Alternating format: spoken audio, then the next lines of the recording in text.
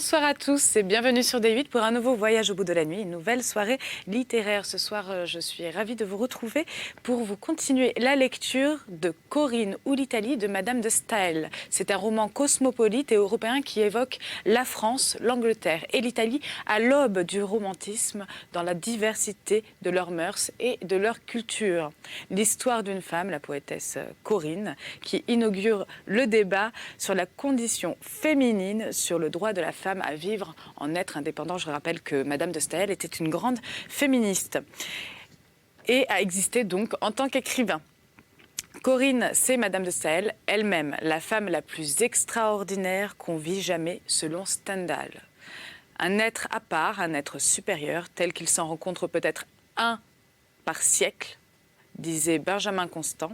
Napoléon lui-même, qui voyait en Madame de Staël une dangereuse messagère de liberté, déclara un jour « Il faut reconnaître après tout que c'est une femme d'un très grand talent. Elle restera ». Voilà, donc nous allons passer à la lecture. N'hésitez pas à réagir sur les réseaux sociaux, #VBN, ainsi que sur notre page Facebook, Voyage au bout de la nuit. N'hésitez pas à lâcher vos commentaires, vos idées, tout ce qui vous passe par la tête. N'hésitez surtout pas, nous allons passer à la lecture. Nous en étions donc au chapitre 4. Le lendemain, Oswald et Corinne partirent avec plus de confiance et de sérénité. Ils étaient des amis qui voyageaient ensemble. Ils commençaient à dire « nous ». Ah, qu'il est touchant, ce « nous », prononcé par l'amour. Quelle déclaration il contient, timidement, et cependant vivement exprimée. « Nous allons donc au Capitole, dit Corinne. »« Oui, nous y allons, reprit Oswald. » Et sa voix disait tout avec des mots si simples, tant son accent avait de tendresse et de douceur. C'est du haut du Capitole, tel qu'il est maintenant, dit Corinne, que nous pouvons facilement apercevoir les 7 collines. Nous les parcourons toutes ensuite, l'une après l'autre. Il n'en est pas une qui ne conserve des traces de l'histoire. Corinne et Lord Nelvil suivirent, d'abord ce qu'on appelait autrefois la voie sacrée ou la voie triomphale. « Votre char a passé par là, » dit Oswald à Corinne. « Oui, répondit-elle, cette poussière antique devait s'étonner de porter un tel char. Mais depuis la République romaine, tant de traces criminelles se sont empreintes sur cette route que le sentiment de respect qu'elle inspirait est bien affaibli. » Corinne se fit conduire ensuite au pied de l'escalier du Capitole actuel. L'entrée du Capitole ancien était par le forum. « Je voudrais bien, dit Corinne, que cet escalier fût le même que monta Scipion, lorsque, repoussant la calomnie par la gloire, il alla dans le temple pour rendre grâce au Dieu des victoires qu'il avait remportées. Mais ce nouvel escalier, mais ce nouveau Capitole a été bâti sur les ruines de l'ancien, pour recevoir le paisible magistrat qui porte à lui tout seul ce nom immense de sénateur romain, jadis l'objet des respects de l'univers. Ici, nous avons plus que des noms, mais leur harmonie, mais leur antique dignité cause toujours une sorte d'ébranlement, une sensation assez douce mêlée de plaisir et de regret. Je demandai l'autre jour à une pauvre femme que je rencontrai où elle demeurait. « À la roche tarpéienne », me répondit-elle. Et ce mot, bien que dépouillé des idées qui jadis y étaient attachées, agit encore sur l'imagination. Oswald et Corinne s'arrêtèrent pour considérer les 2 lions de basalte qu'on voit au pied de l'escalier du Capitole. Ils viennent d'Égypte. Les sculpteurs égyptiens saisissaient avec bien plus de génie la figure des animaux que celle des hommes. Ces lions du Capitole sont noblement paisibles, et leur genre de physionomie est la véritable image de la tranquillité dans la force. A Giza di Leon, quando si posa, Dante. À la manière du lion, quand il se repose, donc de Dante. Non, loin de ces lions, on voit une statue de Rome mutilée, que les Romains modernes ont placée là, sans songer qu'ils donnaient ainsi le plus parfait emblème de leur Rome actuelle. Cette statue n'a ni tête, ni pied, mais le corps et la draperie qui restent encore des beautés antiques. Au haut de l'escalier sont deux colosses, qui représentent, à ce qu'on croit, Castor et Pollux, puis les trophées de Marius, puis deux colonnes miliaires, qui servaient à mesurer l'univers romain, et la statue équestre de Marc Aurèle, belle et calme au milieu de ses divers souvenirs. Ainsi, tout est là. Les temps héroïques, représentés par les Dioscures, la République par les lions, les guerres civiles par Marius, et les beaux temps des empereurs par Marc Aurèle. En avançant vers le Capitole moderne, on voit à droite et à gauche deux églises bâties sur les ruines du temple de Jupiter Férétrien et de Jupiter Capitolin. En avant du vestibule est une fontaine présidée par deux fleuves, le Nil et le Tibre, avec la louve du Romulus. On ne prononce pas le nom du Tibre comme celui des fleuves, sans gloire. C'est un des plaisirs de Rome que de dire « Conduisez-moi sur les bords du Tibre. Traversons le Tibre. » Il semble qu'en prononçant ces paroles, on évoque l'histoire et qu'on ranime les morts. En allant au Capitole du côté du Forum, on trouve à droite les prisons mamertines. Ces prisons furent d'abord construites par Ancus Martius et servaient alors aux criminels ordinaires. Mais Servius Tullius en fit creuser sous terre de beaucoup plus cruels pour les criminels d'État, comme si ces criminels n'étaient pas ceux qui méritent le plus d'égards, puisqu'il peut y avoir de la bonne foi dans leurs erreurs.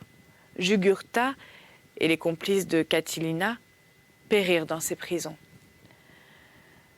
On dit aussi que Saint-Pierre et Saint-Paul y ont été renfermés. De l'autre côté du Capitole est la roche tarpéienne. Au pied de cette roche, l'on trouve aujourd'hui un hôpital appelé l'hôpital de la Consolation. Il semble que l'esprit sévère de l'Antiquité et la douceur du christianisme soient ainsi rapprochés dans Rome à travers les siècles et se montrent au regard comme à la réflexion. Quand Oswald et Corinne furent arrivés au haut de la tour du Capitole, Corinne lui montra les 7 collines. La ville de Rome bornée d'abord au mont Palatin, ensuite au mur de Servius Tullius, qui renfermait les 7 collines, enfin au mur d'Aurélien, qui servent encore aujourd'hui d'enceinte à la plus grande partie de Rome. Corinne rappela les vers de Tibulle et de Properce, qui se glorifient des faibles commencements dont est sortie la maîtresse du monde. Le mont Palatin fut à lui seul tout Rome pendant quelque temps, mais dans la suite, le palais des empereurs remplit l'espace qui avait suffi pour une nation. Un poète du temps de Néron fit à cette occasion cette épigramme. Rome ne sera bientôt plus qu'un palais. Allez à Véies, Romains, si toutefois ce palais n'occupe pas déjà Véies même. Les 7 collines sont infiniment moins élevées qu'elles ne l'étaient autrefois lorsqu'elles méritaient le nom de mont escarpé. Rome moderne est élevée de 40 pieds au-dessus de Rome ancienne. Les vallées qui séparaient les collines se sont presque comblées par le temps et par les ruines des édifices. Mais ce qui est plus singulier encore, un amas de vases brisés a élevé 2 collines nouvelles. Et c'est presque une image des temps modernes que ces progrès, ou plutôt ces débris de la civilisation, mettant de niveau les montagnes avec les vallées, effaçant au moral comme au physique toutes les belles inégalités produites par la nature. 3 autres collines, non comprises dans les 7 fameuses, donnent à la ville de Rome quelque chose de si pittoresque que c'est peut-être la seule ville qui, par elle-même et dans sa propre enceinte, offre les plus magnifiques points de vue. On y trouve un mélange si remarquable de ruines et d'édifices, de campagnes et de déserts, de désert, qu'on peut contempler Rome de tous les côtés et voir toujours un tableau frappant dans la perspective opposée.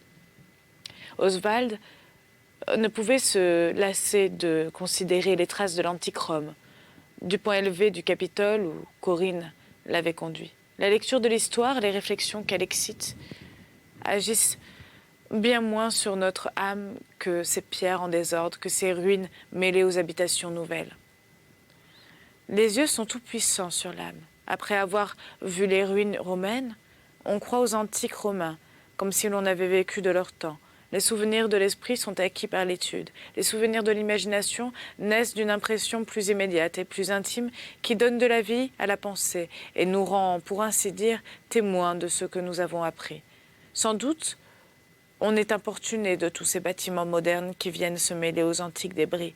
Mais un portique debout à côté d'un humble toit, mais des colonnes entre lesquelles de petites fenêtres d'église sont pratiquées, un tombeau servant d'asile à toute une famille rustique, produisent je ne sais quel mélange d'idées grandes et simples, je ne sais quel plaisir de découverte qui inspire un intérêt continuel.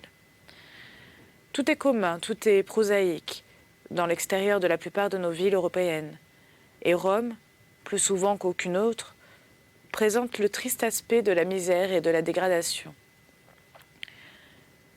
Mais tout à coup, une colonne brisée, un bas-relief à demi détruit, des pierres liées à la façon indestructible des architectes anciens, vous rappellent qu'il y a dans l'homme une puissance éternelle, une étincelle divine, et qu'il ne faut pas se lasser de l'exciter en soi-même et de la ranimer dans les autres. Ce forum, dont l'enceinte est si resserrée et qui a vu tant de choses étonnantes, est une preuve frappante de la grandeur morale de l'homme. Quand l'univers, dans les derniers temps de Rome, était soumis à des maîtres sans gloire, on trouve des siècles entiers dont l'histoire peut à peine conserver quelques faits. Et ce forum, petit espace, centre d'une ville alors très circonscrite, et dont les habitants combattaient autour d'elle pour son territoire, ce forum n'a-t-il pas occupé, par les souvenirs qu'il retrace, les plus beaux génies de tous les temps? Honneur donc, éternel honneur, au peuple courageux et libre, puisqu'il captive ainsi les regards de la prospérité, la postérité. Tout va bien. Donc la postérité. Corinne fit remarquer à Lord Nelvil qu'on ne trouvait à Rome que très peu de débris des temps républicains. Les aqueducs, les canaux construits sous terre pour l'écoulement des eaux étaient le seul luxe de la République et des rois qui l'ont précédée. Il ne nous reste d'elle que des édifices utiles, des tombeaux élevés à la mémoire de ces grands hommes et quelques temples de briques qui subsistent encore. C'est seulement après la conquête de la Sicile que les Romains firent usage, pour la première fois, du marbre pour leurs monuments. Mais il suffit de voir les lieux où de grandes actions se sont passées pour éprouver une émotion indéfinissable. C'est à cette disposition de l'âme qu'on doit attribuer la puissance religieuse des pèlerinages. Les pays célèbres en tout genre, alors même qu'ils sont dépouillés de leurs grands hommes et de leurs monuments, exercent beaucoup de pouvoir sur l'imagination. Ce qui frappait le regard n'existe plus, mais le charme du souvenir y est resté. On ne voit plus sur le forum aucune trace de cette fameuse tribune d'où le peuple romain était gouverné par l'éloquence. On y trouve encore 3 colonnes d'un temple élevé par Auguste en honneur de Jupiter.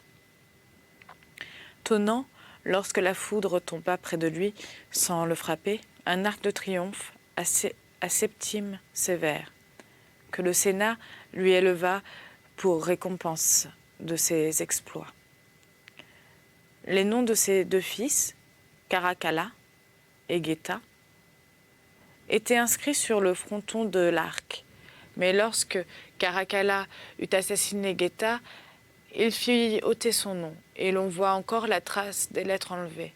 Plus loin est un temple à Faustine, monument de la faiblesse aveugle de Marc Aurèle, un temple à Vénus, qui, du temps de la République, était consacré à Pallas. Un peu plus loin, les ruines du temple dédié au soleil et à la lune, bâti par l'empereur Hadrien, qui était jaloux d'Apollodore, fameux architecte grec, et le fit périr pour avoir blâmé les proportions de son édifice. De l'autre côté de la place, l'on voit les ruines de quelques monuments consacrés à des souvenirs plus nobles et plus purs. Les colonnes d'un temple qu'on croit être celui de Jupiter Stator, Jupiter qui empêchait les Romains de jamais fuir devant leurs ennemis. Une colonne débris d'un temple de Jupiter gardien, placé, dit-on, non loin de l'abîme où s'est précipité Curtius. Des colonnes d'un temple élevé, les uns disent à la concorde, les autres à la victoire. Peut-être les peuples conquérants confondent-ils ces deux idées et pensent-ils qu'il ne peut exister de véritable paix que quand ils ont soumis l'univers? À l'extrémité du mont Palatin s'élève un bel arc de triomphe dédié à Titus pour la conquête de Jérusalem. On prétend que les Juifs qui sont à Rome ne passent jamais sous cet arc, et l'on montre un petit chemin qu'ils prennent, dit-on, pour l'éviter. Il est à souhaiter, pour l'honneur des Juifs, que cette anecdote soit vraie. Les longs ressouvenirs conviennent aux longs malheurs. Non loin de là est l'arc de Constantin, embelli de quelques bas-reliefs enlevés au forum de Trajan par les chrétiens, qui voulaient décorer le monument. Consacré au fondateur du repos, c'est ainsi que Constantin fut appelé. Les arts, à cette époque, étaient déjà dans la décadence et l'on dépouillait le passé pour honorer de nouveaux exploits. Ces portes triomphales qu'on voit encore à Rome, perpétuées autant que les hommes le peuvent, les honneurs rendus à la gloire. Il y avait sur leur sommet une place destinée aux joueurs de flûte et de trompette, pour que le vainqueur, en passant, fût enivré tout à la fois par la musique et par la louange, et goûta dans un même moment toutes les émotions les plus exaltées. En face de ces arcs de triomphe sont les ruines du temple de la paix bâti par Vespasien. Il était tellement orné de bronze et d'or dans l'intérieur que lorsqu'un incendie le consuma, des laves de métaux brûlants en découlèrent jusque dans le forum. Enfin, le Colisée, la plus belle ruine de Rome, termine la noble enceinte où comparait toute l'histoire. Ce superbe édifice, dont les pierres seules dépouillées de l'or et des marbres subsistent encore, servit d'arène aux gladiateurs, combattant contre les bêtes féroces. C'est ainsi qu'on amusait et trompait le peuple romain par des émotions fortes, alors que les sentiments naturels ne pouvaient plus avoir d'essor. L'on entrait par deux portes dans le Colisée, l'une qui était consacrée aux vainqueurs, l'autre par laquelle on emportait les morts. Singulier mépris pour l'espèce humaine que de destiner d'avance la mort ou la vie de l'homme, ou au simple passe-temps d'un spectacle. Titus, le meilleur des empereurs, dédia ce Colisée au peuple romain, et ces admirables ruines portent avec elles un si beau caractère de magnificence et de génie qu'on est tenté de se faire illusion sur la véritable grandeur et d'accorder au chef-d'œuvre de l'art l'admiration qui n'est due qu'aux monuments consacrés à des institutions généreuses. Oswald ne se laissait point aller à l'admiration qu'éprouvait Corinne. En contemplant ces quatre galeries, ces quatre édifices, s'élevant les uns sur les autres, ce mélange de pompe et de vétusté qui tout à la fois inspire le respect et l'attendrissement, il ne voyait dans ces lieux que le luxe du maître et le sang des esclaves, et se sentait prévenu contre les beaux-arts, qui ne s'inquiètent point du but et prodiguent leurs dons à quelque objet qu'on les destine. Corinne essayait de combattre cette disposition. « Ne portez point, dit-elle à Lord de Nelvil, la rigueur de vos principes de morale et de justice dans la contemplation des monuments d'Italie. Ils rappellent pour la plupart, je vous l'ai dit, plutôt la splendeur, l'élégance et le goût des formes antiques que l'époque glorieuse de la vertu romaine. Mais ne trouvez-vous pas quelques traces de la grandeur morale des premiers temps dans le luxe gigantesque des monuments qui leur ont succédé? La dégradation même de ce peuple romain est imposante encore. Son deuil de la liberté couvre le monde de merveilles Et le génie des beautés idéales cherche à consoler l'homme de la dignité réelle et vraie qu'il a perdue. Voyez ces bains immenses ouverts à tous ceux qui voulaient en goûter les voluptés orientales. Ces cirques destinés aux éléphants qui venaient combattre avec les tigres. Ces aqueducs qui faisaient tout à coup un lac de ces arènes où des galères luttaient à leur tour, où des crocodiles paraissaient à la place, où des lions naguère s'étaient montrés. Voilà quel fut le luxe des Romains, quand ils placèrent dans le luxe leur orgueil. Ces obélisques amenés d'Égypte et dérobés aux ombres africaines pour venir décorer les sépulcres des Romains, cette population de statues qui existait autrefois dans Rome ne peut être considérée comme l'inutile et fastueuse pompe des despotes de l'Asie. C'est le génie romain, vainqueur du monde, que les arts ont revêtu d'une forme extérieure. Il y a quelque chose de surnaturel dans cette magnificence, et sa splendeur poétique fait oublier son origine et son but. L'éloquence de Corinne excitait l'admiration d'Oswald sans le convaincre. Il cherchait par tout un sentiment moral et toute la magie des arts ne pouvait jamais lui suffire. Alors Corinne se rappela que, dans cette même arène, les chrétiens persécutés étaient morts victimes de leur persévérance, et montrant à Lord Nelville les autels élevés en l'honneur de leurs cendres, et cette route de la croix que suivent les pénitents, aux pieds les plus magnifiques débris de la grandeur mondaine, elle lui demanda si cette poussière des martyrs ne disait rien à son cœur. « Oui, s'écria-t-il. J'admire profondément cette puissance de l'âme et de la volonté contre les douleurs et la mort, un sacrifice, quel qu'il soit, est plus beau, plus difficile que tous les élans de l'âme et de la pensée. L'imagination exaltée peut produire les miracles du génie, mais ce n'est qu'en se dévouant à son opinion ou à ses sentiments qu'on est vraiment vertueux. C'est alors seulement qu'une puissance céleste subjugue en nous l'homme mortel. Ces paroles nobles et pures troublèrent cependant Corinne. Elle regarda Lord Nelville, puis elle baissa les yeux, et bien que qu'en ce moment il prit sa main et la serra contre son cœur, elle frémit de l'idée qu'un tel homme pouvait immoler les autres, et lui-même au culte des opinions, des principes ou des devoirs dont il aurait fait choix. Chapitre 5. Après la course du Capitole et du Forum, Corinne et Lord Nelville employèrent 2 jours à parcourir les 7 collines. Les Romains d'autrefois faisaient une fête en l'honneur de cette colline. C'est une des beautés originales de Rome, que ces monts enfermés dans son enceinte. Et l'on conçoit sans peine comment l'amour de la patrie se plaisait à célébrer cette singularité.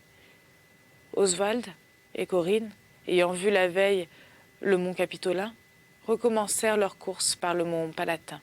Le palais des Césars, appelé le palais d'or, l'occupait tout entier. Ce mont n'offre à présent que les débris de ce palais. Auguste, Tibère, Caligula et Néron en ont bâti les 4 côtés, et des pierres recouvertes par des plantes fécondes sont tout ce qu'il en reste aujourd'hui. La nature y a repris son empire sur les travaux des hommes, et la beauté des fleurs console de la ruine des palais.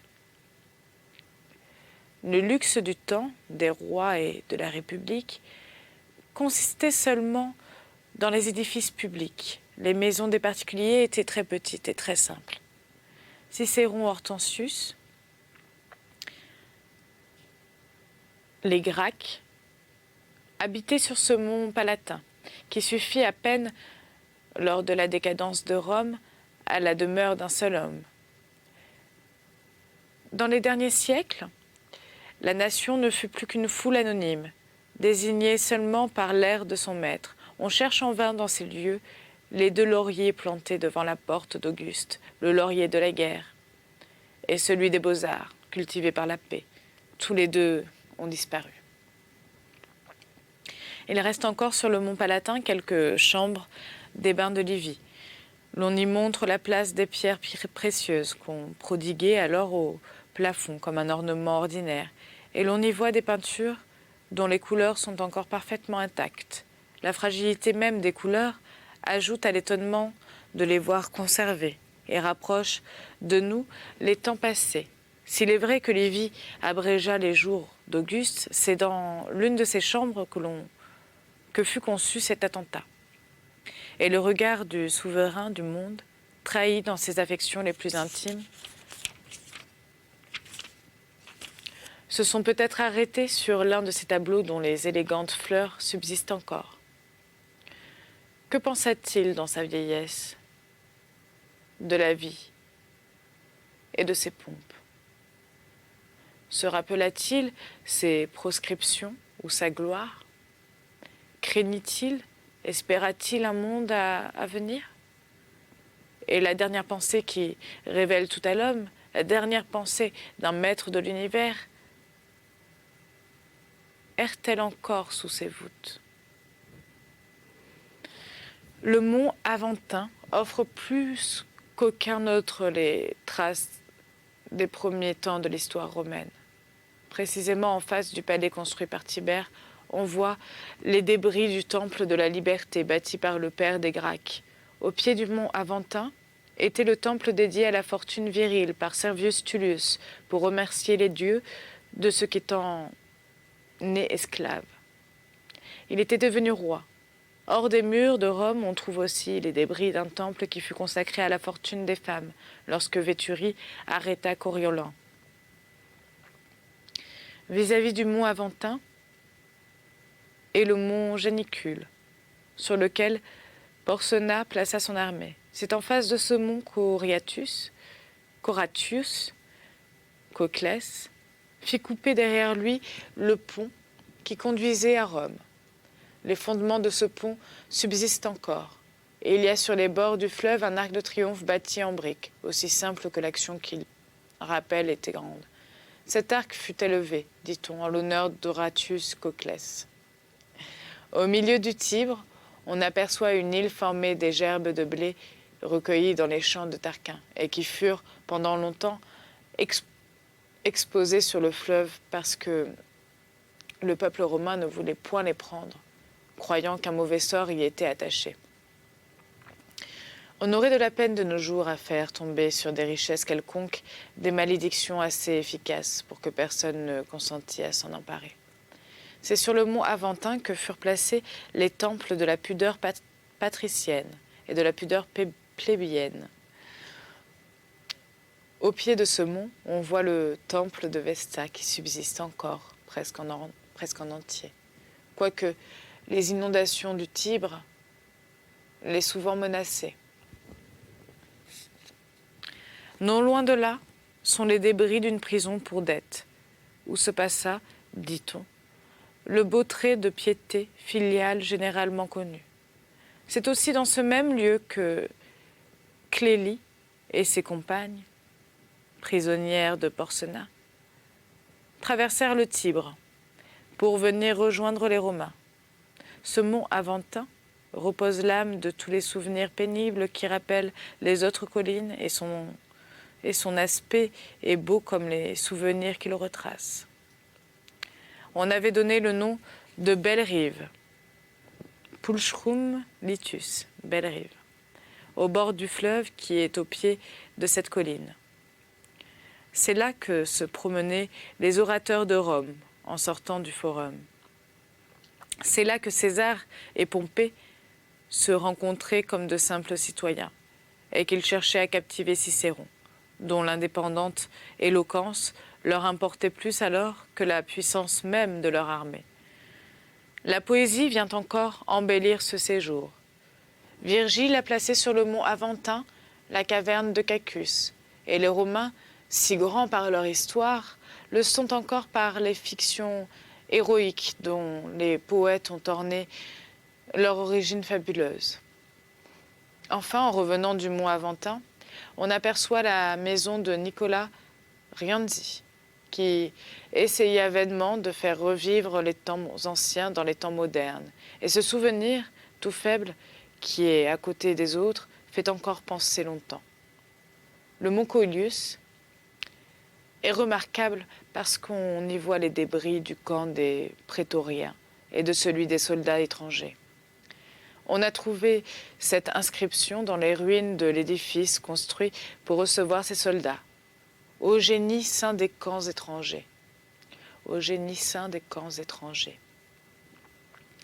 Saint, en effet, pour ceux dont il maintenait la puissance. Ce qui reste de ces antiques casernes fait juger qu'elles étaient bâties à la manière des cloîtres, ou plutôt que les cloîtres ont été bâtis à leur modèle. Voilà, c'est ainsi que va se terminer donc ma lecture de ce livre. Je vais vous donner une petite citation avant de vous quitter. Il y a quelque chose de triste au fond de la plaisanterie fondée sur la connaissance des hommes. La gaieté vraiment inoffensive est celle qui appartient seulement à l'imagination. Voilà, je vous souhaite à tous une très bonne soirée, une très belle nuit. Bon courage pour le travail pour certains et je vous dis à tout de suite.